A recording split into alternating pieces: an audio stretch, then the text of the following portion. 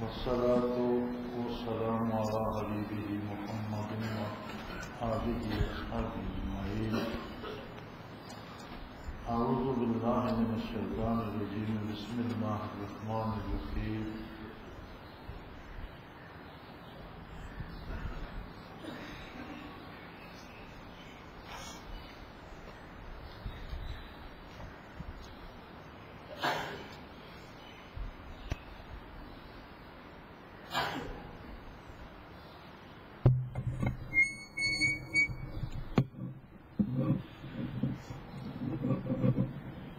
إن الدين عند الله الإسلام.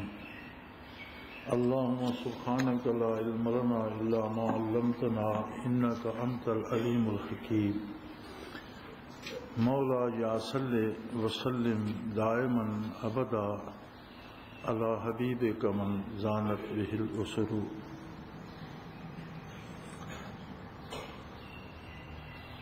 باری تعالی جل وعلا کا فیصلہ کن اعلان ہے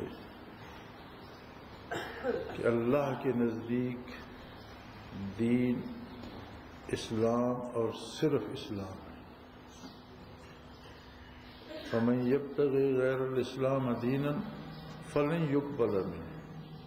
اسلام کے علاوہ اگر کسی نے کسی اور بات کسی اور نظریے کو دین کی حیثیت دینا چاہی اللہ کریم کبھی قبول نہیں فرمائے.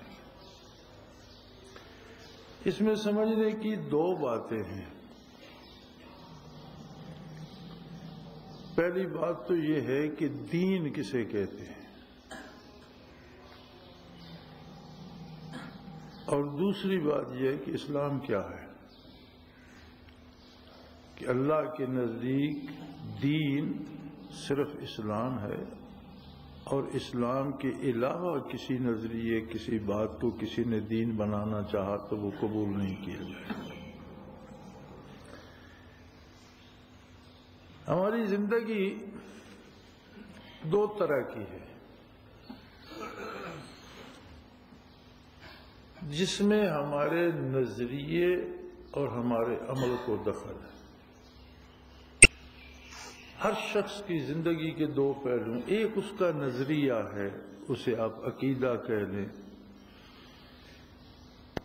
ایک اس کی فکر ہے، اس کی سوچ ہے، اور یہ ہر شخص کے ساتھ ہے.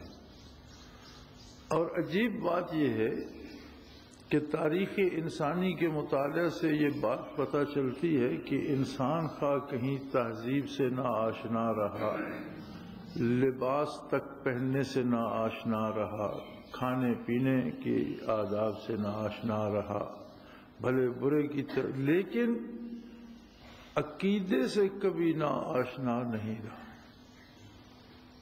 جو لوگ جنگلوں میں بے لباس رہتے ہیں انہوں نے بھی عبادت کے نام پر کچھ اچھل کود یا کچھ گانا بجانا یا کوئی نہ کوئی روحوں کو پوجتا ہے، کوئی جنوں کو پوجتا ہے، کوئی کسی پہاڑ کو پوجتا ہے، کوئی کسی درخت. انسان کی فطرت میں ہے کہ اسے کسی ایسی طاقت کا تحفظ چاہیے جو نظر بھی نہیں آتی، اس کے قابو بھی نہیں آتی، لیکن اس کی وہ ہر طرح مدد کر سکتی ہے، اس کے ہر حال سے واقف. اور یہ جگہ رکھی ہے رب العالمین نے اپنی ذات کے لیے.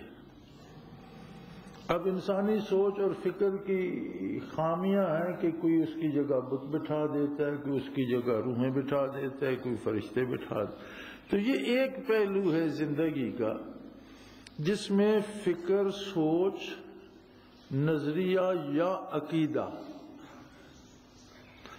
دوسرا پہلو ہے زندگی کا عمل. ہم کرتے کیا ہیں، روزی کیسے کماتے ہیں، پیسہ خرچ کہاں کرتے ہیں، لڑتے ہیں تو کس کے لیے، صلح کرتے ہیں تو کس کے لیے، خرید و فروخت کے انداز کیا ہیں، بڑے چھوٹے سے کس طرح پیش آتے ہیں، مومن و کافر سے معاملہ کس طرح کرتے ہیں. پوری زندگی کا عمل. ان دونوں کو اگر اس طرح جوڑا جائے کہ عقیدہ عمل پہ غالب آ جائے. ان دونوں کو کیسے جوڑا جائے کہ عمل عقیدے کے تابع ہو جائے. کھانا کھانے لگے، اب وہ کسی بت کو پوجتا ہے تو کھاتے وقت اسے فکر یہ ہے کہ یہ چیز کھانے سے میرا بت خفا تو نہیں ہوگا. کسی پہاڑ کی پوجا کرتا ہے، جنوں کی پوجا کرتا ہے، لیکن کام کرتے وقت اسے یہ فکر ہوتی ہے کہ جو میں کر رہا ہوں اس کرنے سے جس کی میں پوجا کرتا ہوں وہ تو روٹھ نہیں جائے گا. یعنی فکر اور عمل میں یہ ربط جب ہو جاتا ہے تو اسے کہتے ہیں دین. دین کیا ہے؟ عقیدے اور عمل کے ربط کا نام. عقیدہ اور ہے، عمل اور کرتا ہے، اس کا مطلب ہے اس کے پاس دین نہیں ہے. دین یہ ہے کہ جو اس کی فکر ہے، جو اس کا نظریہ ہے، جس ہستی کو وہ اپنا محافظ، اپنا مشکل کشا، اپنی ضرورتیں پوری کرنے والا، اپنا مددگار و معاون سمجھتا ہے، اس کا عمل جو ہے وہ اس کی اطاعت کی حد کے اندر ہو، تو یہ ہوتا ہے دین. اب اللہ کریم فرماتے ہیں کہ میری بارگاہ میں جو مقبول ہے دین وہ صرف اسلام ہے. اس کا مطلب ہے اسلام کے علاوہ ادیان باطلہ بھی ہیں، لیکن وہ باطل ہے، مردود ہیں، اللہ کی بارگاہ میں مقبول نہیں ہے. ورنہ ایسے لوگ ہیں جنہوں نے بتوں کو خوش کرنے کے لیے ساری زندگی تاج دی، ایسے لوگ ہیں جنہوں نے جنوں کی عبادت میں ساری زندگی صرف کر دی، ایسے لوگ ہیں جنہوں نے درختوں کو، جانوروں کو پوجنے میں زندگی لگا دی اور تنہائیوں میں، جنگلوں میں بیٹھ بیٹھ کر سارا دن، ساری رات عبادت ان کی کرتے رہے. آگ کے پجاریوں کو ہم نے دیکھا ہے اور تاریخ میں پڑھا بھی ہے کہ وہ آگ جلا کر بیٹھے اور جس حالت میں بیٹھے بیٹھے وہی عمر بیت گئی، 70 سال بیت کے ایک جگہ سے اٹھی نہیں، اسی آگ کو دیکھے جا رہے ہیں اور پوجا کر رہے ہیں. تو یہ سارا کیا ہے؟ مختلف دین ہے. ایسے لوگ جو نظریہ اور عقیدہ ایک اختیار کرتے ہیں یا بتاتے ہیں اور عمل دوسرا کرتے ہیں، ان کے پاس دین نہیں ہے. ایسا کوئی دین نہیں ہے کہ جس میں نظریہ اور ہو اور کردار اور ہو. یہ بے دینی ہے. ایسے شخص کٹی ہوئی پتنگ کی طرح ہوتے ہیں، ان کی کوئی بنیاد نہیں ہوتی. اور مسلمانوں میں یہ جو فرقہ بندی ہے، اور آج تو پھر نئے فرقے، ہر محلے کا ایک نیا فرقہ ہے اور ہر مسجد میں 10 فرقے ہیں اور ہر گھر میں 4 بندے رہتے ہیں تو چاروں کے الگ الگ فرقے. اس کی بنیادی وجہ بھی یہ ہے کہ بنیادی طور پر لوگ دین سے خالی ہیں. نظریہ کچھ اور ہے، کردار کچھ اور ہے. دونوں ملے نہیں تو دین بنا ہی نہیں. جب جگہ خالی ہے تو اس جگہ کوئی بندہ ایک بات وہاں رکھ دیتا ہے، کہتے ہیں چلو خانہ پوری ہو گئی اسی کے ساتھ سے. ورنہ آپ نے دیکھا کہ دولت سے پیار ہندو سے زیادہ کسی نے نہیں کیا. ہندو کا مقولہ تھا کہ چمڑی جائے دمڑی نہ جائے، پیسہ نہ جائے خواہ کوئی کھال کھینچ لے. لیکن جب معاملہ تقسیم ملک کا آیا تو ہندوؤں کی جاگیریں تھیں، زمینیں تھیں، خوبصورت مکان تھے، کاروبار تھے، سب کچھ چھوڑ کر اپنے عقیدے کی بنیاد پر وہ یہاں سے چلے گئے. کسی ہندو نے مال و دولت کے لیے عقیدہ نہیں بدلا، اس لیے کہ اسے وہ دین سمجھتے تھے. اللہ فرماتا ہے میں اسے قبول نہیں کروں گا، باطل ہے. لیکن انہوں نے تو دین سمجھ رکھا تھا نا، تو کتنی قربانی دی. تو جو شخص ایک عقیدے کو اپناتا ہے اور اپنے عمل میں آزاد اور بے مہار، جو جی چاہا کر لیا، جو جی چاہا کھا لیا، جہاں جی چاہا رہ لیا، اس کے پاس دین نہیں. دین کیا ہے؟ عقیدے اور عمل کا یکسو ہونا، ایک تال میل ان میں ہونا۔ اب اس دین کے لیے اللہ کریم فرماتے ہیں کہ ان الدین عند اللہ الاسلام، اللہ کے نزدیک دین صرف اسلام ہے، باقی جتنے دین لوگوں نے گھڑ رکھے ہیں فَمَن يَبْتَغِ غَيْرَ الْإِسْلَامَ دِينًا، اگر کسی نے اسلام کے علاوہ کسی اور دین کو اپنانا چاہا فَلَن يُقْبَلَ مِنْهُ، اللہ اسے قبول نہیں کرے۔ تو یہ چھوٹی سی وضاحت دین کی ہوگی۔ اب اسلام کیا ہے جو اللہ کے نزدیک مقبول ہے؟ اسلام کیا ہے؟ اسلام کی بنیاد ہے دو باتوں پر، اللہ کی ذات اور صفات میں کسی کو شریک نہ کرے، نہ اس کی ذات جیسی کوئی دوسری ذات ہے، نہ اس کی صفات جیسی دوسری کسی ہستی میں وہ صفات ایسی ہیں جیسی اللہ کی۔ ذات میں صفات میں بے مثل ہے۔ اس سے اسلام مکمل ہو جائے گا نہیں، یہ اسلام کی بنیاد ہے۔ اب اس یہ بنیاد کس جگہ رکھی جائے گی؟ کس نے یہ بات ثابت کی؟ کیا ثبوت ہے تمہارے پاس کہ اللہ واحد ہے، لا شریک ہے، بے مثل ہے، بے مثال ہے؟ یہ بات بتائی حضرت محمد صلی اللہ علیہ وسلم نے، جو اللہ کے رسول ہیں۔ جو اسلام ہے لا الہ الا اللہ محمد الرسول۔ دنیا کے سارے نظریے مثبت سے شروع ہوتے ہیں، یعنی اس چیز کو مانو۔ نظریہ کیا ہوتا ہے؟ ایک تصور پیش کیا جاتا ہے، ایک بات پیش کی جاتی ہے اور حکم دیا جاتا ہے اسے مانو۔ ایجاب سے شروع ہوتے ہیں، مثبت سے شروع ہوتے ہیں۔ اسلام شروع ہوتا ہے انکار سے، نفی سے۔ لا الہ، کوئی بھی عبادت کے قابل ہے ہی نہیں، معبود ہے ہی کوئی نہیں۔ اسلام اس بات کو قبول نہیں فرماتا کہ جو کچھ گندگی کا ڈھیر پڑا ہے اس کے اوپر سبز چادر تان دو تو اسلام ہو گئے، فرمایا نہیں۔ ساری غلاظتیں صاف کرو، ساری گندگیاں مٹاؤ، جو کچھ لوہے دل پہ لکھا ہوا ہے مٹاؤ، جو کچھ دماغ میں سوچا ہوا ہے اسے نکال دو، جو تمہارے علم میں جس کے ساتھ جو امید ہے سیدھے سیدھے کہہ دو لا الہ، کوئی بھی اس قابل نہیں جس کی عبادت کی جائے، کوئی بھی نہ رہے، ختم۔ جب صفائی ہو جائے تو اب وہاں لکھو الا اللہ، مگر اللہ ہے۔ یعنی اسلام پہلے انکار سے شروع ہوتا ہے کہ جو کچھ تم نے سوچ رکھا ہے، سن رکھا ہے، سارے کا انکار کر دو، کچھ بھی نہیں ہے۔ جب صفائی ہو جائے کوئی نہ رہے تو تب کہو کہ مگر اللہ ہے، اللہ کے سوا۔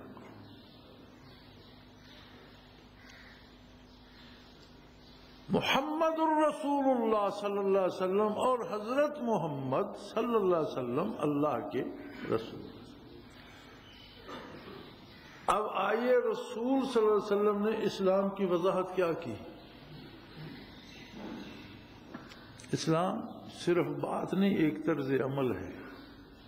جب کوئی عبادت کے لائق نہیں، کوئی فریاد رس نہیں، کوئی امداد کرنے والا نہیں، کوئی ہمارے حالات سے واقف نہیں، کوئی ہمارا خالق نہیں، کوئی طاقت کسی کے پاس نہیں ہمارا کچھ بگاڑے یا سنوارے، سب کچھ ایک اللہ ہے، ایک، صرف ایک۔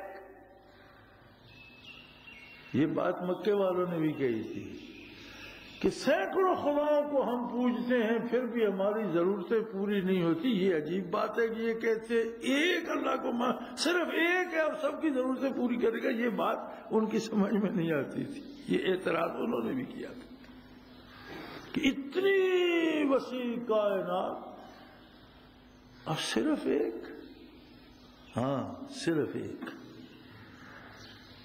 ساری کائنات اس کے دستے قدرت کی بنائی ہوئی ہے، ساری کائنات اس کے دستے قدرت میں چل رہی ہے، ساری کائنات کا مالک بھی اکیلا ہے، خالق بھی اکیلا ہے، چلانے والا بھی اکیلا ہے، اور جو وہ چاہتا ہے وہی ہوتا ہے، جو نہیں چاہتا وہ نہیں ہوتا۔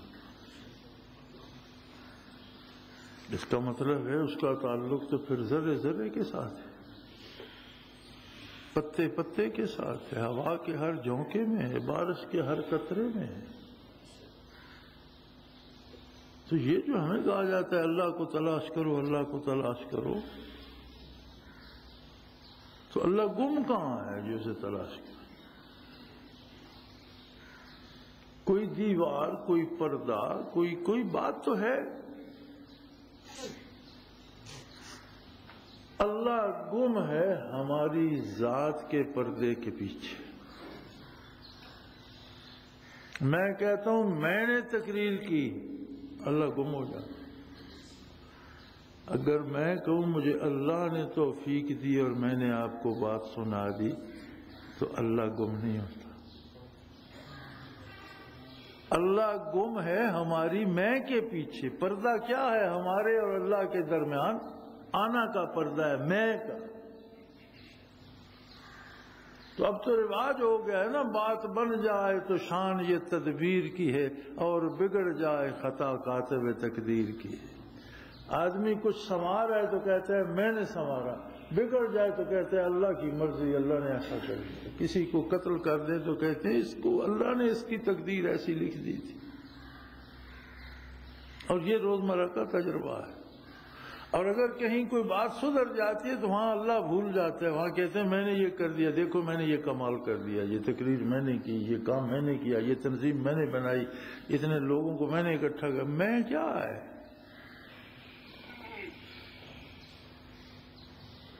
ایک دانت میں درد ہو جائے تو میں ختم ہو جاتی ہے، ایک آنکھ میں ذرا سا کنکر پڑ جائے تو میں ختم ہو جاتی ہے، ایک دفعہ کا کھانا ہضم نہ ہو تو میں کہاں جاتی ہے؟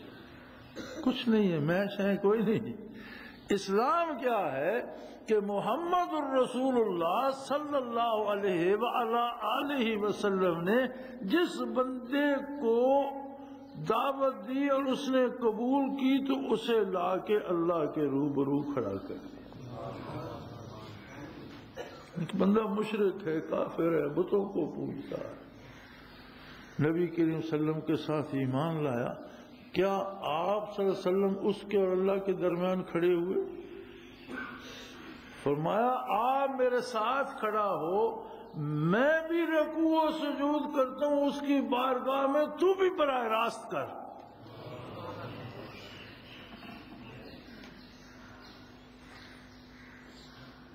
عیسائی نے کہا جو گناہ کر چکے ہو پادری سے کہو، پادری اللہ سے کہے گا، اللہ کے بیٹے سے کہے گا، تم براہ راست نہیں کر سکتے۔ خدا، اللہ، اس کی بیوی، اس کا بیٹا، تثلیث ایک جگہ ہے، ان کے ماننے والا الگ ہے اور درمیان میں پادری ہے۔ تم پادری سے بات کرو، وہ اوپر بات کرے گا۔ یہودی نے کہا کہ اللہ سے بات کرنے کی تمہاری کیا ضرورت ہے؟ تم بات کرو ریبی سے، وہ اپنے مولوی کو، ملا کو ریبی کہتے ہیں، تم ریبی سے کرو، یہ اللہ سے کرے گا۔ ہندو نے کہا کہ تمہاری رسائی دیوتاؤں تک نہیں ہے، تم بات برہمن سے کرو، برہمن آگے بات کرے گا۔ اسلام نے کہا نہیں، اسلام تو سلامتی کا نام ہے اور سلامتی تو اللہ کی صفت ہے۔ جو اسلام میں داخل ہوا وہ تو اللہ کے روبرو ہو گیا۔ اب کیا ضرورت وہاں کیا ہے؟ اس بارگاہ میں ان حدود و قیود کی ضرورت ہے جو اس بارگاہ کی حدود و قیود اس بارگاہ کے رسول صلی اللہ علیہ وسلم نے بتائیں۔ کھڑا کیسے ہونا ہے، بیٹھنا کیسے ہے، بات کیسے کرنی ہے، کیسے نہیں کرنی، اور اس بارگاہ تک پہنچنے کے لیے تمہارا لباس کیا ہونا چاہیے، بدن کس طرح پاک ہونا چاہیے، خوراک کیسی ہونی چاہیے، لوگوں کے ساتھ تعلقات کیسے ہونے چاہیے، بازار میں تم کیسے ہو، میدان کارزار میں تم کیسے ہو، برادری میں کیسے ہو، دوستوں میں کیسے ہو، دشمنوں میں کیسے ہو، یہ کیا ہے؟ یہ سارے وہ آداب ہیں جو اللہ کے ساتھ بات کرنے کے لیے ضروری ہے۔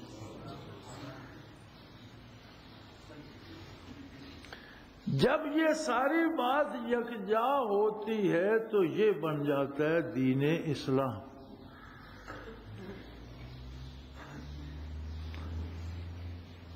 آپ نے دیکھا سرکار دربار میں کھانے کے، پریڈ کے، ملاقاتوں کے لباس الگ ہیں۔ بڑے سے بڑا افسر ہے تو کسی ڈنر پہ جائے گا تو اس کا لباس وہی ہوگا جو ڈنر کے لیے چاہیے۔ اب یہ نہیں کہ یہ جنرل صاحب ہے تو اسے نہیں، جنرل صاحب کو پہننا پڑے گا، کپتان صاحب کو پہننا پڑے گا۔ پریڈ پر جائے گا تو پریڈ کا لباس پہننا پڑے گا۔ شادی بیاہ میں دولہے دلہن کے لباس مقرر ہیں۔ اب امیر غریب اسے قیمتی یا کم قیمت کا تو بنا لیتے ہیں، لیکن دلہن دلہن نظر آتی ہے، دولہا دولہا نظر آتا ہے۔ امیر قیمتی طور پہ سجا لیتے ہیں، غریب عام کپڑے کو رنگ کے بناتے تو الگ سے ہیں نا۔ تو یہ ساری کیا ہے؟ اس بات جس کام کو کرنے جا رہے ہیں اس کے آداب اور قیود اور حدود ہیں۔ اسی طرح مسلمان کو بھی میدان میں مسلمان نظر آنا پڑتا ہے۔ بات کرے پتہ چلے مسلمان ہے، کام کرے سمجھ آئے مسلمان ہے، لڑے تو سمجھ آئے یہ مسلمان ہے، صلح کرے تو سمجھ آئے یہ مسلمان ہے، خرید و فروخت کرے تو اعتبار ہو کہ یہ مسلمان ہے، جھوٹ نہیں بولے گا، کم نہیں تولے گا، دغا نہیں دے گا، مسلمان ہے آخر۔ یہ سارے کیا ہیں؟ دولہا یا دلہن بننے کے آداب و آداب اور لباس۔ اگر یہ نہیں ہوں گے تو دلہن دلہن نہیں ہوگی، دولہا دولہا نہیں ہوگا۔ یہ نہیں ہوں گے تو آدمی کے پاس دین نہیں ہوگا۔ مولانا رومی رحمت اللہ علیہ نے اپنی مثنوی میں بڑی خوبصورت مثال دی ہے کہ کسی نے ایک نقاشوں کا، وہ جو سوئیاں چبھ ہو کر رنگ بھرتے ہیں، تصویریں بناتے ہیں بازوؤں پر، ہاتھوں پر، کہ میرے بازو پہ شیر بنا دو۔ جب اس نے سوئی چبھ ہوئی تو اس نے کہا یار کیا بناتے ہو؟ اس نے کہا شیر کے کان بنا۔ اس نے سر سے شروع کیا نا، کان بنا۔ اس نے کہا کان نہیں بناؤ، مجھے درد ہوتا ہے، بغیر کان کے شیر چلے گا ٹھیک ہے۔ میں نے کہ اسے گانے سنوانے ہیں، کان نہیں ہوں گے دکھوا رہے۔ اس نے پھر سوئی چبھ ہو دی۔ اب کیا بناتے ہو؟ آنکھیں بنا رہا ہوں۔ اس نے کہا اس نے کوئی شکار تلاش کرنا ہے کہ آنکھیں بنا رہے، مجھے درد ہوتا ہے، آنکھیں نہیں بناؤ۔ لیکن جو کچھ بنانا تھا سوئی تو پھر چبھ ہونی تھی۔ اب کیا کہا؟ اس کا منہ بنا رہا۔ اس نے کہا یار اس نے کوئی غزلیں گانی ہے، منہ نہیں بناؤ۔ تو مولانا وہاں لکھتے ہیں کہ بغیر منہ کے، بغیر کانوں کے، بغیر آنکھوں کے این چنی شیرے کے دید، ایسا شیر کسی نے دیکھا ہے؟ این چنی شیرے خدا ہم نافرید، ایسا شیر تو اللہ نے پیدا کیا نہیں ہے۔ تو تمہارے ہاں تو شیر نہیں بن سکتا۔ اگر نماز پڑھنے کی بھی فرصت نہیں ہے،